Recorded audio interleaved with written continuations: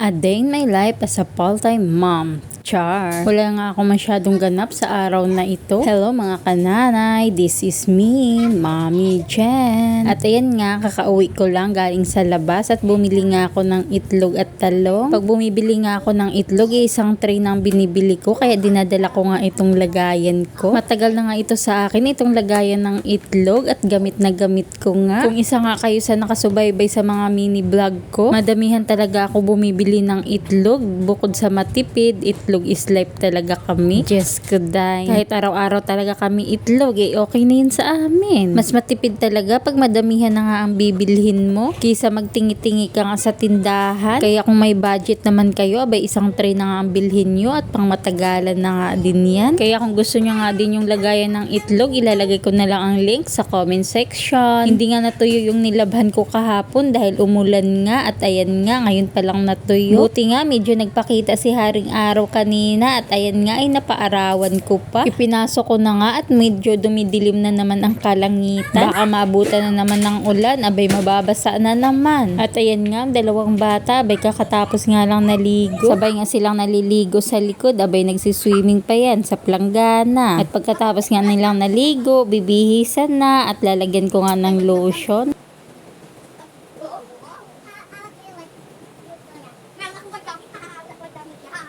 Simula nga nang nasubukan ko itong lotion na ito, abay hindi na nga ako nag-switch sa ibang brand. Dati kasi pag nag-grocery kami, sa grocery ko na sila binibilhan ng lotion. Kaso nakikita ko nga yung balat nila, grabe kong mag-dry. Kahit nga nilagyan ko na sila ng lotion, dry na dry pa rin yung mga balat nila. Malimit naman din sila umiinom ng tubig. Kasi maya-maya ko nga sinasabihan na uminom ng tubig. Kaya nagandahan talaga ako dito sa lotion na binili ko. At ito nga ang lotion na ginagamit nila. Kaya kung gusto nyo nga din ito, ilalagay ko na lang ang link sa comment section. Pag umu-order nga ako nito sa Orange app, yung dalawahan na nga lagi ang binibili ko. Malaki din kasi ang discount at free shipping na din. O, diba? Dapat talaga wais mami tayo. At ayan na nga mga madra, dahil gusto nga ng mga bata, eggplant ang ulam nila. Kaya bumili nga ako ng 6 na talong para hanggang gabi na naming ulam. Gusto ko kasi pag nagluluto ako sa tanghali, hanggang gabi na talaga. Para pagdating nga ng kinagabihan, hindi na ako mag-iisip kung ano na naman ang uulamin namin. 4 na itlog nga ang nilagay ko dyan. Mas masarap kasi pag madami ang itlog. At nilagyan ko na nga lang din ng sibuyas at kamatis. Ganito nga ako magtorta at gustong gusto nga ito ng mga bata.